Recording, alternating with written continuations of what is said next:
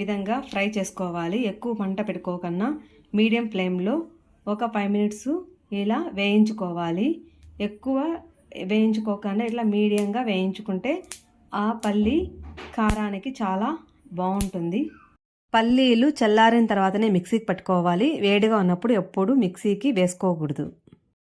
వేయించుకున్నటువంటి ఈ పల్లీలను మిక్సీ జార్లోకి 200 గ్రామ్స్ పల్లీలను ఇందులోకి వేసుకోవాలి. తర్వాత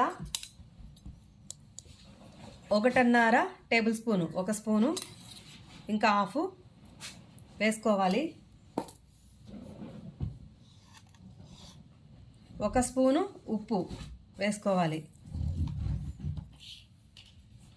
పొట్టు తీకన ఉన్నటువంటి వెల్లుల్లి రెబ్బలు ఒక 6 ఇందులోకి పొట్టు తీకన ఉన్నటువంటి వెల్లుల్లి రెబ్బలు ఇందులోకి వేసుకొని మిక్సీకి కోర్సుగా గ్రైండ్ చేసుకోవాలి.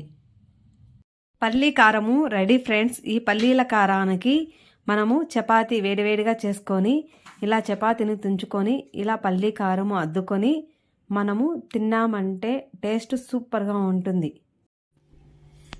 వేడివేడి అన్నం చేసుకొని ఇలా పల్లీల కారము ఈ అన్నంలోకి వేడి అన్నంలోకి ఇలా వేసుకొని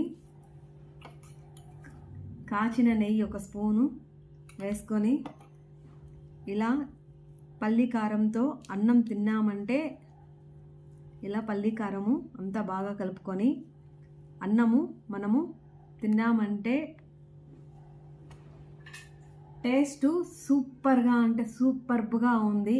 అంత టేస్టీగా ఉంటుంది ఈ పల్లి కారము అన్నము చపాతీలేకే కాదు, బీట్రూటు, క్యారెట్, బెండకాయ, బీన్స్ అన్ని తాలింపుల్లోకి ఈ పొడి కలుపుకొని తింటే చాలా టేస్ట్ సూపర్గా ఉంటుంది.